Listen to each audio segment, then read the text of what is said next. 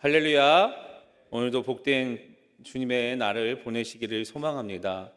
지난주 저희 교회에 두 가지 큰 행사가 있었습니다. 어르신 야유회가 수요일에 진행됐고요. 또 어제는 상반기 새가족 워크숍이 진행됐습니다. 지난 한 주간 우리 교회에 어떤 일이 있었는지 우리 영상으로 이렇게 한번 확인하도록 하겠습니다. 아주 박수 쳐서 고백하겠습니다.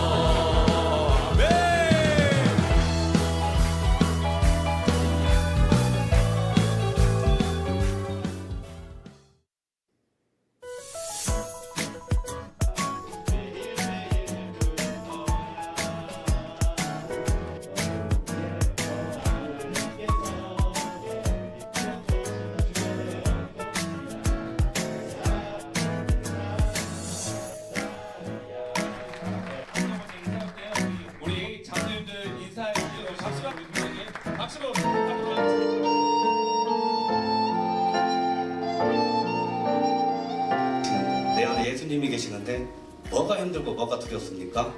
활기가 넘치는 또 역동적인 신앙인의 모습을 볼 수 있었습니다. 말씀을 듣는 동안 큰 은혜를 받았고 저도 모르게 눈물을 흘렸습니다. 인생의 방황은 하나님 품 안에서 끝이 나고 신앙생활의 방황은 교회 정착에서 끝이 납니다. 교회에 뿌리 내리고 하나님께 뿌리 내리셔서 아름다운 믿음의 가정, 나의 신앙 잘 읽어가시기를 바랍니다.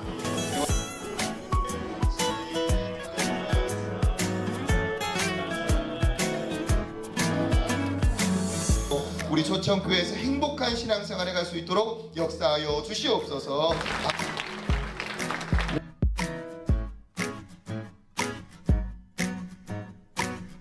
네, 우리에게 귀한 은혜 주신 하나님 앞에 영광의 박수 올리도록 하겠습니다. 참 새가족들이 많이 오고 교회 잘 정착한다는 거 참 좋은 일이고 우리 교회가 얼마나 건강하게 성장하고 있는지 볼 수 있는 중요한 일이라는 거 기억해 주시고 또 새가족들 오시면 잘 정착할 수 있도록 또 기도해 주시고 격려 부탁드립니다. 그리고 우리 믿음의 어르신들 지금껏 잘 성장하고 우리 교회를 지키셨는데 그분들도 잘 섬기고 또 스승의 줄 생각나는 우리 선생님들이 있다면 이렇게 또 어르신들이 있다면 또 그분들에게 위해서 기도하고 축복의 말을 한마디라도 전하시는 우리 초청의 모든 성도님들이 되시기를 소망합니다. 오늘은 스승의 주일입니다. 스승의 주일 생각하는 스승들이 참 많이 있을 줄로 믿습니다. 스승에 대한 생각을 하면 참 많은 은혜와 감사와 감동이 느껴지기도 합니다. 그런데 우리의 삶에 그 어떤 가르침보다 중요한 것이 무엇입니까? 바로 하나님의 말씀입니다. 말씀에 중심이 서 있는 스승님, 그 스승님을 통하여서 우리가 이 자리에 있는 거고 또 우리 역시 그렇게 제자를 양육해야 하는 그러한 사명을 가지고 있다는 것을 기억하시길 바랍니다. 제자들에게 양육의 본이 되는 삶, 그러한 삶을 살아가야 되는 이유, 바로 하나님의 말씀이 우리에게 주어졌기 때문입니다. 스승의 주일 하면 생각나는 사람이 참 여러 분 있는데요. 저에게도 생각나는 분이 한 분 계십니다. 참 말썽꾸러기였던 중학교 1학년 시절에 저를 참 잘 양육해줬던 선생님이셨습니다. 그때 당시 짜장면을 자주 먹을 수 있는 시기가 아니었는데 그 선생님은 꼭 한 달에 한 번 짜장면과 탕수육을 저희들에게 사줬습니다.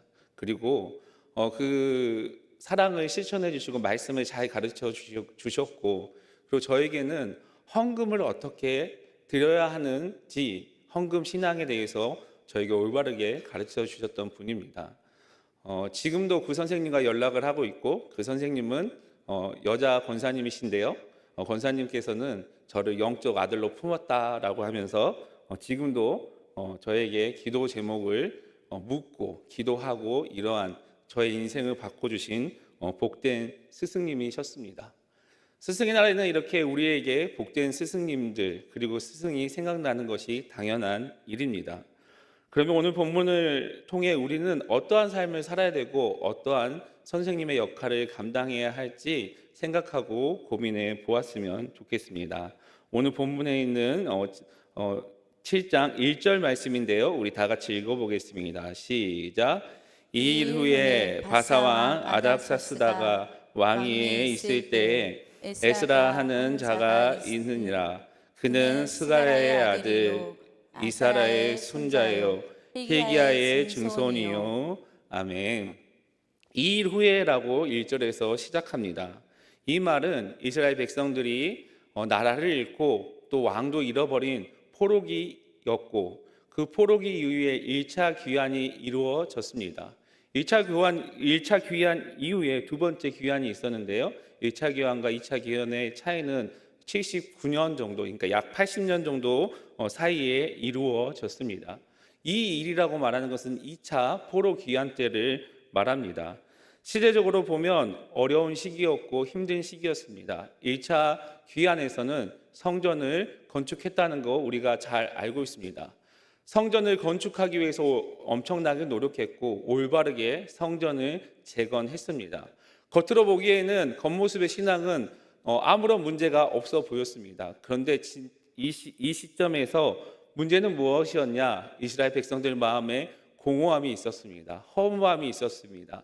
왜냐하면 그 마음에 하나님의 말씀이 없었기 때문입니다. 그래서 하나님께서는 두 번째 포로 귀환을 통해서 에스라와 제사장, 레위 사람들을 중심으로 본격적으로 성전 활동을 시작하게 하셨습니다.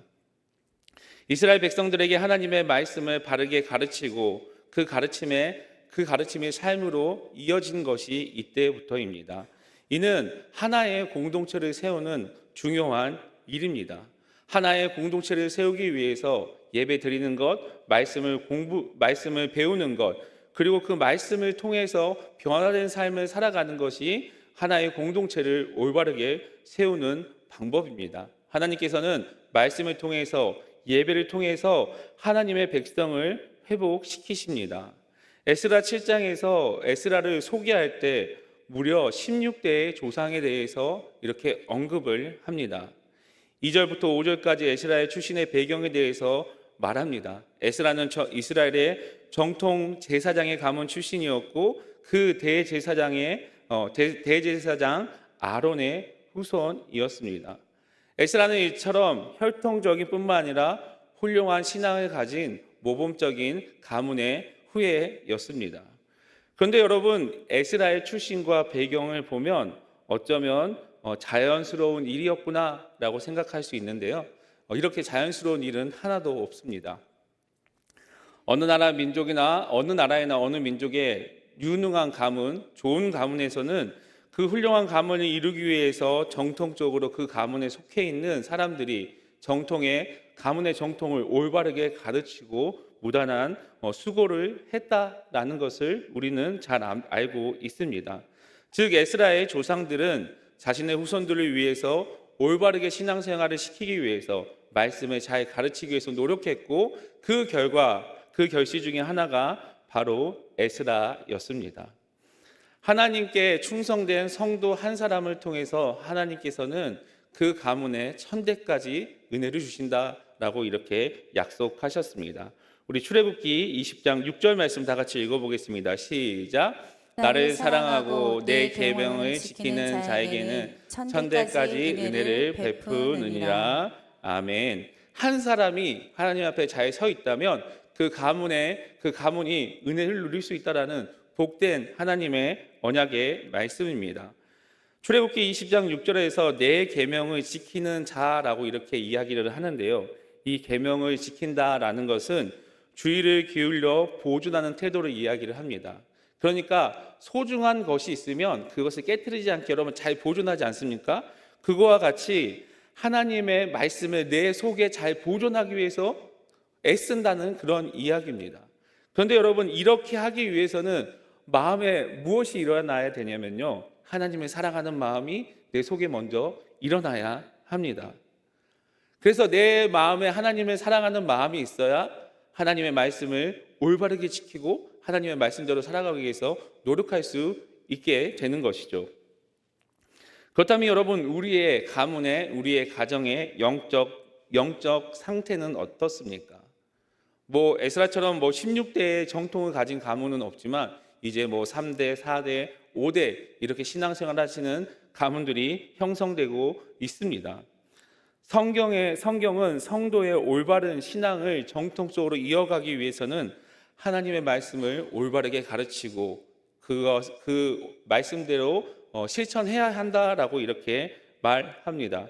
우리 잠언 22장 6절 말씀 다 같이 읽어보겠습니다. 시작. 마땅히 할 길을 아이에게 가르치라. 그리하면 늙어도 그것을 떠나지 아니하리라. 아멘.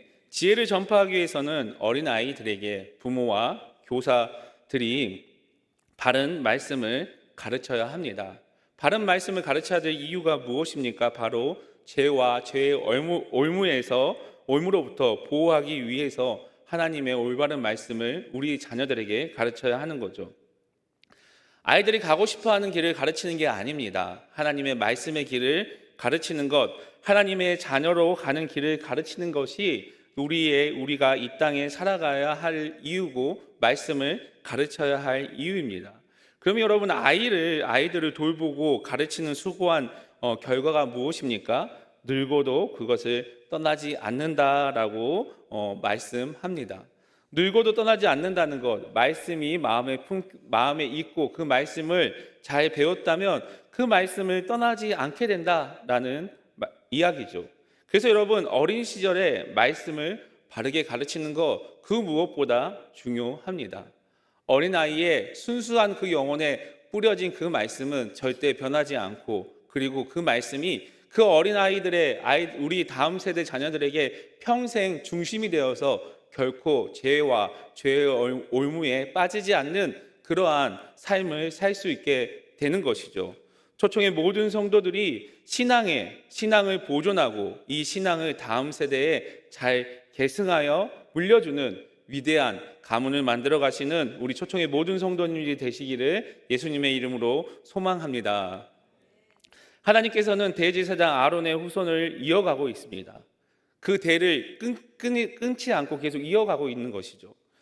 하나님께서 이 대제사장 아론의 가문을 이어가는 이유는 무엇입니까? 바로 하나님의 신실하신 언약과 변함없는 사랑을 나타내는 증거이죠. 비록 이스라엘이 망하고 백성들은 흩어지고 나라가 멸망하고 포로 생활을 겪고 큰 혼란에 있지만 하나님이 맺으시는 그 언약, 하나님의 백성을 향한 그 사랑의 언약은 결코 끊어진 적이 없습니다. 이 신실하신 언약은 세대를 거쳐서 에스라에게 이어졌습니다. 하나님의 언약은 절대 변하지 않는 것. 그래서 하나님의 언약을 지키기 위해서, 하나님의 말씀을 지키기 위해서 우리도 이 에스라의 가문처럼 그러한 삶을 살아야 되겠다라는 그런 깨달음이 있어야 합니다. 이러한 하나님의 역사 속에서는요, 하나님께서 얼마나 인내하시고 하나님의 백성을 지키시는지 우리에게 분명하게 말씀하십니다. 아론은 이스라엘 역사의 율법과 제사를 대표하는 첫 제사장이었습니다. 에스라는 그 정통성과 권위를 이어받은 인물이죠. 포로기의 이스라엘은 자신들도 모르게 문화와 언어가 혼란스러워졌고 그 어려움에 빠졌습니다. 그러나 하나님이 세우신 제사장 계보를 통해서 그들에게 신앙의 굳건한 기반과 정체성을 확보할 수 있는 그 에스라를 하나님께서는 사용하셨고, 이 대제사장의 계보는 이스라엘 백성들이 끝까지 하나님의 정체성을 지킬 수 있는 중요한 뿌리가 되었습니다. 모든 것을 잃고 왕권도 상실하고 고난의 시기였습니다. 이런 이스라엘 백성들에게 유일한 그 길을 해소할 수 있는 것은 바로 에스라와 같은 하나님의 하나님의 말씀을 올바르게 지도하고 실천할 수 있는 그 한 사람을 통해서 회복시키신다라는 것을 마음에 새기시길 바랍니다. 에스라는 하나님의 뜻을 충성히 따랐고 또 올바른 길로 인도했기 때문에 이스라엘의 회복과 부흥의 중심에 설 수 있었습니다. 에스라는 정통성을 지닌 제사장으로서 이스라엘 백성들에게 회복을 약속하신 그 하나님의 사명을 감당할 수 있는 적임자였습니다. 이 말씀을 통해 우리는 하나님의 신실하신 계획과 변함없는 영원하신 그 사랑을 우리의 마음에 세우고 우리 역시 그 확신을 가지고 믿음의 길을 걸어가야 한다는 것을 우리의 마음에 새기시길 바랍니다. 이러한 은혜로 본을 받는다면 우리도 흔들리지 않고 믿음과 순종하는 삶을 살아갈 수 있다는 것을 우리의 삶을 통해서 나타내시는 성도 여러분이 되시기를 소망합니다. 오늘 본문 6절 말씀 다 같이 읽어보겠습니다. 시작. 이 에스라가 바벨론에서 올라왔으니 그는 이스라엘의 하나님 여호와께서 주신 모세의 율법에 익숙한 학자로서 그의 하나님 여호와의 도우심을 입음으로 왕에게 구하는 것은 다 받는 사이더니. 아멘. 그럼 6절에 에스라엘을 두 가지 측면에서 소개합니다. 첫 번째는 무엇입니까? 이스라엘 하나님 여호와께서 주신 모세의 율법에 익숙한 학자였다라고 이렇게 이야기합니다. 그리고 다른 하나는 그의 하나님 여호와의 도우심을 입음으로 왕에게 구하는 것을 다 받은 자더니라고 이렇게 이야기를 합니다. 본문에서 에스라를 소개하면서 그의 지위나 인격적인 탁월성을 드러내기 전에 먼저 에스라는 모세의 율법에 익숙했던 자였다라고 이렇게 이야기합니다. 모세의 율법에 익숙했던 이 점이 후에 에스라가 이스라엘 민족의 개혁 운동을 시작할 수 있는 원동력이 된 것이죠. 에스라는 율법에 익숙했다라는 이것은 하나님의 말씀을 능숙하게 이해했고 그 말씀을 민첩하게 준행했다라는 뜻입니다. 이를 통해 알 수 있는 것은 에스라는 율법의 교훈을 필요할 때 적소에 말씀을 전했을 뿐만 아니라 하나님의 백성으로서 말씀을 어떻게 연구하고 어떻게 따라야 할지 필요할 때 신속하게 하나님의 말씀을 전할 수 있는 율법에 능통한 사람이었습니다. 이는 단지 머리로만 이해하고 말로만 가르치지 않고 그 하나님의 말씀에 민감하게 반응했던 사람이었습니다. 그래서 에스라를 율법에 익숙한 자라고 이렇게 불렀습니다. 에스라가 이런 호칭을 받았던 것은 무엇이었을까요? 그는 다른 제사장들보다 율법에 해박했으며 탁월함을 가지고 있었으며 그 율법의 말씀에 따라 준행하기까지 말씀에 충성된 사람이었기 때문입니다. 본문에서 율법에 익숙한 학자에 대한 이 학자라는 단어는 쓰다라는 뜻을 가지고 있습니다. 이를 직역하면 쓰는 자, 즉 이때 당시 쓰는 자는 서기관을 뜻합니다. 포로기에 의해 서기관들은 하나님의 백성들이 하나님의 신앙의 중심을 잘 가질 수 있도록 백성들을 한마음 한뜻으로 뭉칠 수 있도록 모세의 율법을 연구하고 가르침을 담당했던 사람들이 서기관이었습니다. 이들의 역할을 통해 이스라엘 자손들이 하나님의 말씀대로 살아갈 수 있고 신앙의 정체성을 지킬 수 있었습니다. 에스라는 서기관으로서 포로기에서 귀환하는 이스라엘 공동체에서 모세의 율법을 올바르게 연구하고 가르쳤습니다. 그리고 포로 기간에 자신들도 모르게 물들어 있던 그 이방인의 문화, 이방인의 행동들을 제거하는 신앙의 회복의 일을 감당했습니다. 그리고 에스라가 당시에 누렸던 특권이 무엇입니까? 바로 여호와의 도우심을 입음으로 왕에게 구하는 것을 다 받은 자였다라고 이렇게 이야기를 합니다. 다시 말해서 에스라가 말하면 무엇이든지 들을 수 있는 왕이 그 시대에 있었다라는 엄청난 특권입니다. 여기서 중요한 것은 무엇입니까, 여러분? 에스라가 어떠한 능력이 뛰어나서 그 이방 왕에게 특권을 받은 것이 아니라 하나님의 도우심으로 그 특권을 누렸습니다. 하나님의 은혜가 있었기 때문에 그 은혜를 누렸고 하나님의 도우심으로 특권이 이루어졌다라는 것을 강조합니다. 에스라가 이러한 특권을 누리면서 예루살렘으로 귀환할 수 있는 중요한 의미를 전달합니다.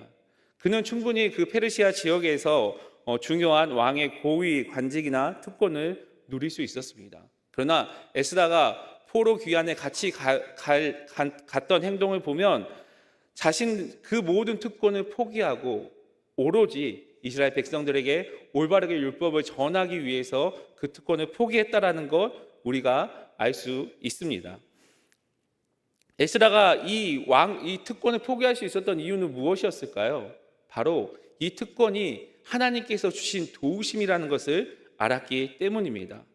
충분히 특권을 누릴 수 있음에도 불구하고 포기했던 이유는 그 특권 뒤에 바로 하나님의 도우심이 있었다라는 그 성숙한 신앙을 가졌던 신앙인이 바로 에스라였습니다. 그래서 하나님께서 주신 사명을 감당하기 위해서 척박하고 메마른 예루살렘 땅으로 에스라는 귀환을 합니다. 에스라의 하나님의 도우심을 보면 우리가 어떻게 살아야 할지를 우리는 깨닫게 됩니다. 우리의 삶도 하나님의 도우심이 필요하다는 거 다 알고 계실 것입니다. 하나님의 은혜를 받아야 합니다. 우리는 하나님께 은혜를 구해야 하죠. 하나님의 질서를 알고 하나님을 온전히 의지해야 합니다. 하나님의 백성들은 세상의 덕으로 살아가는 것이 아닙니다. 세상의 힘으로 살아가는 것도 아니고 세상의 힘으로 세상을 움직이는 것도 아닙니다. 우리의 지식, 우리의 힘으로 살아가는 것이 절대 아닙니다. 오직 강력한 하나님의 손, 하나님의 도우심, 하나님의 함께 하심을 통해서 우리는 살아가고 이 하나님의 도우심으로 우리는 이 세상을 변화시킬 수 있습니다. 이러한 하나님의 도우심을 받아 영향력을 발휘해서 이 세상에 하나님의 영향력을 나타내시는 우리 초청의 모든 성도님이 되시기를 예수님의 이름으로 소망합니다. 에스라는 하나님께서 도우는 삶을 살았습니다. 여기 예루살렘에 왔을 때 그의 태도는 어땠습니까? 우리 9절 말씀 다 같이 한번 읽어보겠습니다. 시작. 첫째 달 초하루에 바벨론에서 길을 떠났고 하나님의 선한 손에 도우심을 입어 다섯째 달 초하루에 예루살렘에 이르니라. 아멘. 하나님의 선한 손의 인도하심으로 에스라는 예루살렘에 도착했습니다. 한 사람이 거처를 옮길 때도 그냥 옮기지 않습니다.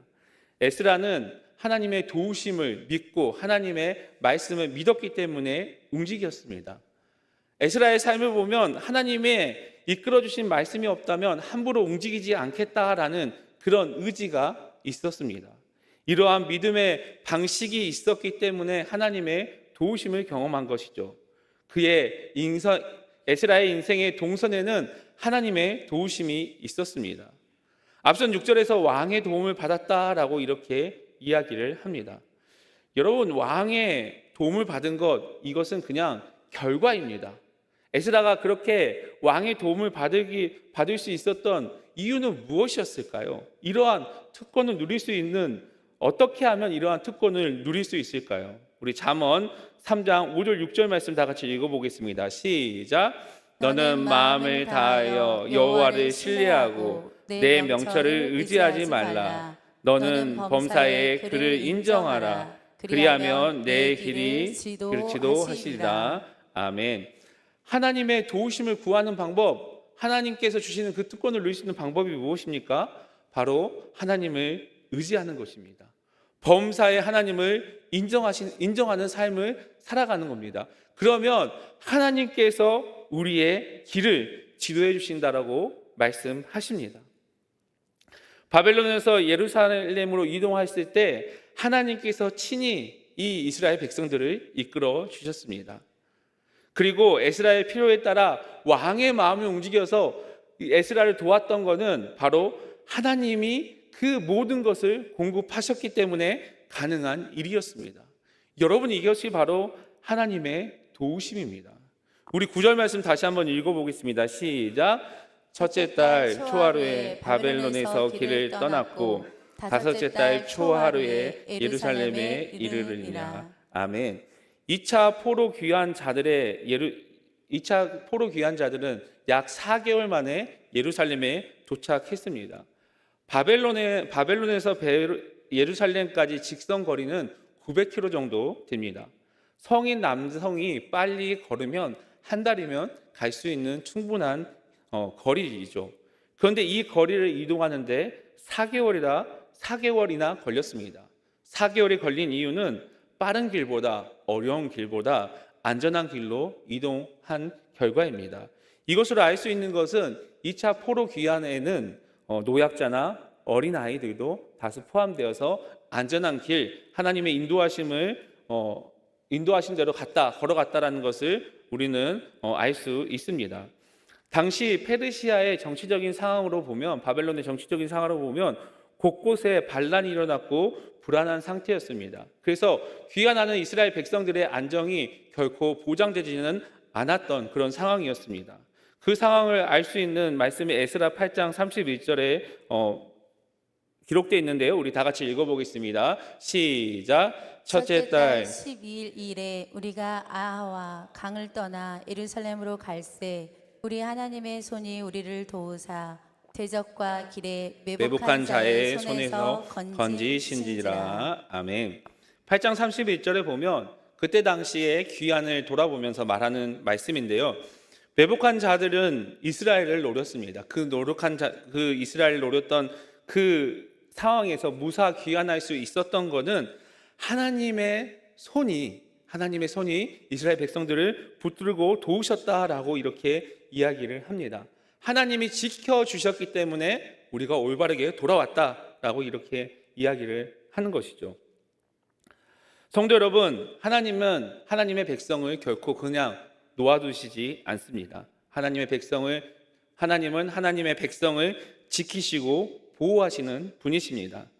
하나님께서 당신을 의지하는 그 하나님의 사람, 하나님을 신뢰하는 하나님의 성도의 인생 여정에 늘 함께 하십니다. 뿐만 아니라 하나님의 그 강력한 손, 하나님의 선한 손으로 우리를 인도하십니다. 이스라엘 백성들은 인간의 능력과 인간의 힘으로 살 수 없었던 광야에서 40년 동안을 무사히 보냈습니다. 어떻게 광야에서 40년 동안을 잘 보낼 수 있었을까요? 하나님의 은혜 아니고서는 불가능한 일입니다. 그래서 모세는 이스라엘 백성들을 향해서 이렇게 이야기했습니다. 우리 신명기 33장 29절 말씀입니다. 다 같이 읽어보겠습니다. 시작. 이스라엘이여 너는 행복한 사람이로다. 여호와의 구원을 너같이 얻은 백성이 누구냐? 그는 너를 돕는 방패시요 내 영광의 칼이시로다. 내 대적이 내게 복종하리니 내가 그들의 높은 곳을 밟으리로다. 아멘.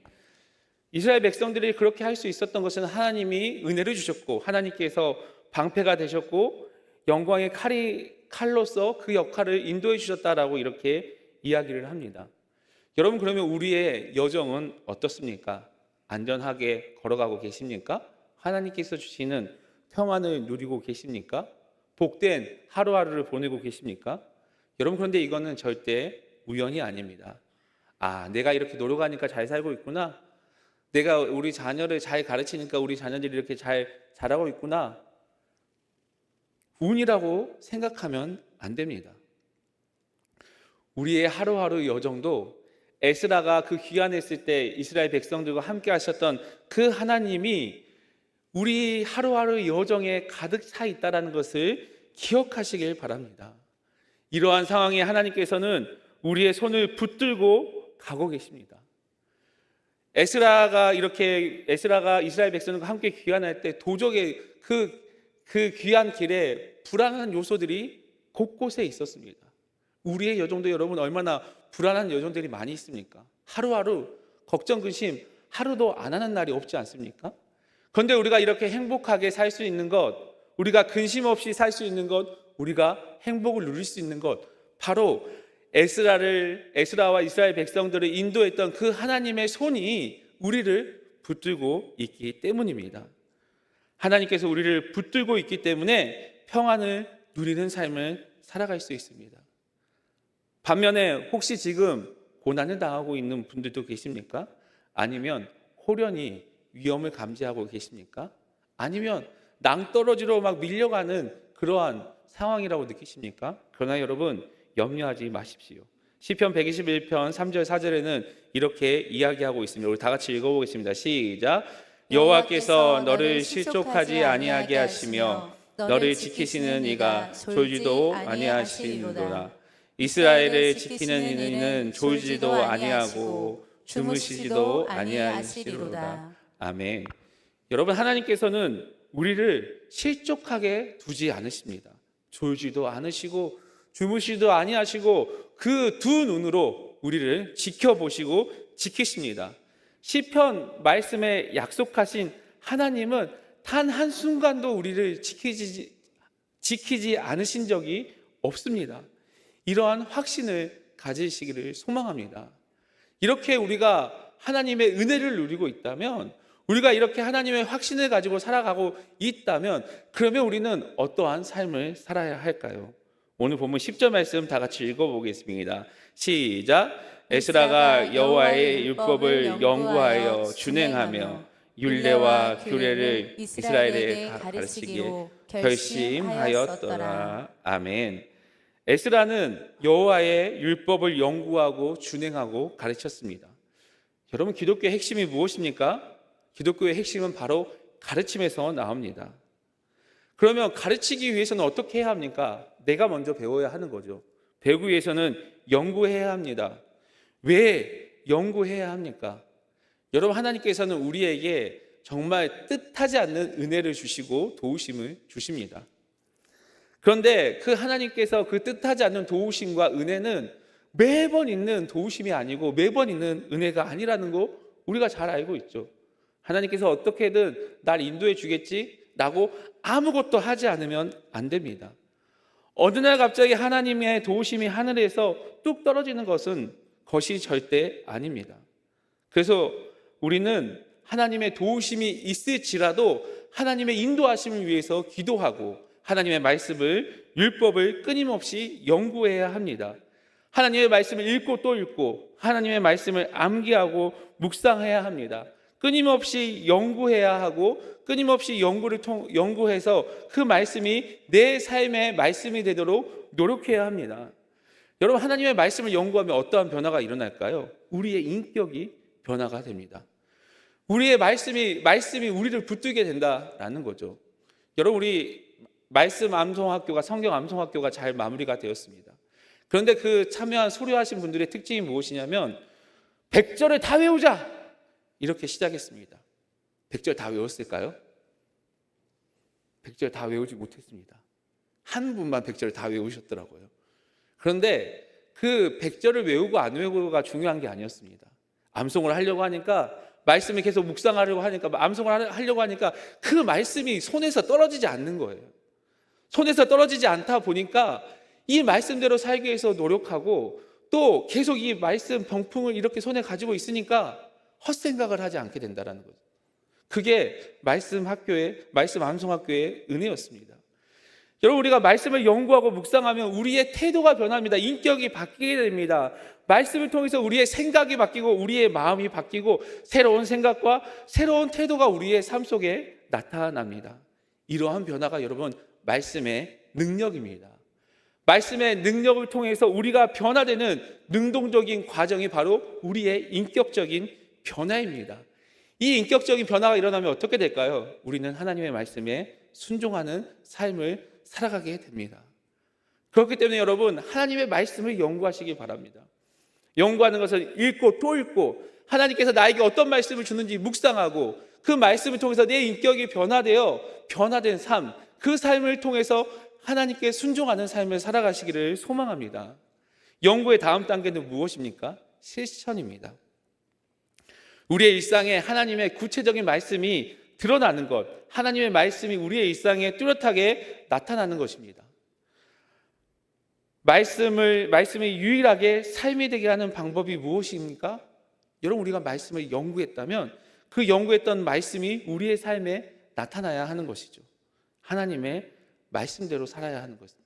하나님의 말씀대로 살아가는 것이 바로 우리가 그 하나님의 말씀을 실천하는 것입니다.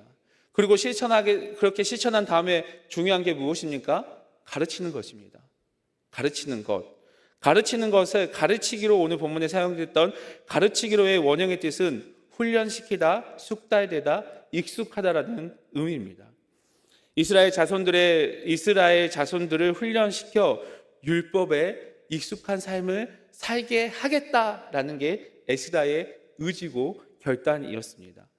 에스라는 먼저 자신이 율법을 연구했고 그 율법대로 준행했고 그 준행된 그 말씀을 가지고 자기의 삶을 통해서 이스라엘 백성들을 온전히 가르치겠다는 강력한 의지가 있었습니다. 이런 에스라의 모습, 이런 에스라의 가르침을 통해서 포로 귀환한 이스라엘 백성들의 공동체의 신앙의 개혁, 말씀의 개혁, 신앙의 개혁이 일어날 수 있었던 이유였습니다.